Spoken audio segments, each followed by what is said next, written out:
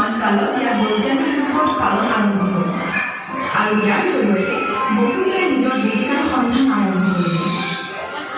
স্থানীয় আৰু ৰাজ্যিক বজাৰত দিনে দিনে বাঢ়ি অহা গাহৰি মাংসৰ অভূতপূৰ্ব চাহিদাৰ প্ৰতি লক্ষ্য ৰাখি আৰম্ভ কৰা হৈছে বড়োলেণ্ড স্পেইন মিছন শীৰ্ষক এক অভিলাষী আঁচনি।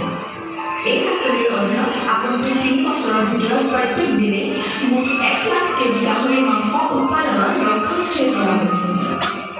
মাননীয় মুখ্যমন্ত্ৰী ডক্টৰ হিমন্ত বিশ্ব শৰ্মা আৰু বড়োলেণ্ড ক্ষেত্ৰীয় পৰিষদৰ মুখ্য কাৰ্যবাহী সদস্য প্ৰমোদ বড়োৰ নেতৃত্বত নিবনুৱা যুৱক যুৱতীৰ স্বাৱলম্বিতাক লক্ষ্য হিচাপে লৈ আগবঢ়া বড়োলেণ্ড স্পেইন মিছনৰ লক্ষ্য প্ৰতিদিনে ১৭০০ গাহৰি কণী উৎপাদন। তাৰ বাবে পালকসকলক উন্নত মানৰ প্ৰশিক্ষণ দিয়াৰ উপৰিও কৃত্ৰিমভাৱে প্ৰজনন কৰিবলৈ সকলো সুবিধা প্ৰদানৰ লক্ষ্য আগত ৰখা হৈছে। লগতে থাকিব প্ৰয়োজনীয় বীমা। এই আঁচনিৰ সহায়ত উৎপাদিত মাংসসমূহ গ্ৰাহকৰ ওচৰ চাপিব পৰাকৈ বজাৰত উপলব্ধ কৰোৱা হ'ব। আশা কৰা যায় যে বছৰি প্ৰায় ৮,০০০ কোটি টকাৰ ব্যৱসায় ইয়াৰ দ্বাৰা সম্ভৱ।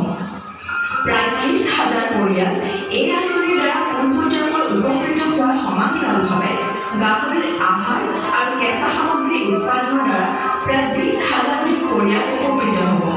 উল্লেখ্য যে ইয়াৰ বাহিৰেও এই সমগ্ৰ প্ৰক্ৰিয়াত পৰিবহণ, পাইকাৰী আৰু খুচুৰা বিক্ৰেতা হিচাপে আত্মনিয়োগ কৰি প্ৰায় ১,০০০জন ব্যক্তিয়ে কৰ্মনিয়োগ লাভ কৰিব পাৰিব।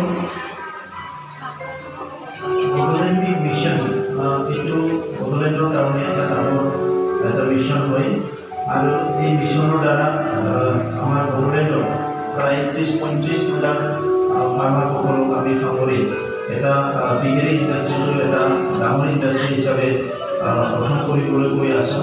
আৰু আমাৰ টাৰ্গেটটো হৈছে বড়োলেণ্ডৰ পৰা প্ৰত্যেক দিনে ১ লাখ কিলো গাহৰি বাহিৰলৈ ছাপ্লাই কৰা তেনেকুৱা এটা মিছন লোৱা হৈছে। আৰু এই মিছনটো কেইদিনমান আগতে আমাৰ অসমৰ মুখ্যমন্ত্ৰী মাননীয় ডক্টৰ হিমন্ত বিশ্ব শৰ্মা ডাঙৰীয়াই অসমক মিট প্ৰডাকশ্যনত সেলফ সাফিচিয়েণ্ট হোৱাৰ কাৰণে আত্মনিৰ্ভৰশীল হোৱাৰ কাৰণে এটা এজেণ্ডা তেখেতে ৰাখিছিলে।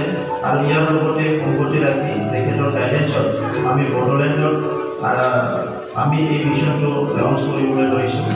আৰু এই প্ৰগ্ৰামত আমাৰ বিশেষকৈ আমাৰ অতুল বৰা ডাঙৰীয়া ইয়াত এটেণ্ড আছে, মই তেখেতক ধন্যবাদ জনাইছোঁ।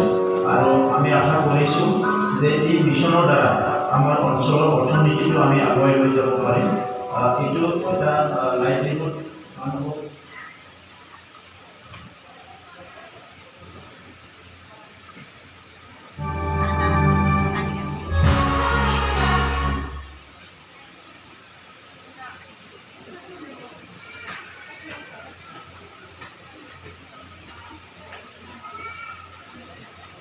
Yes,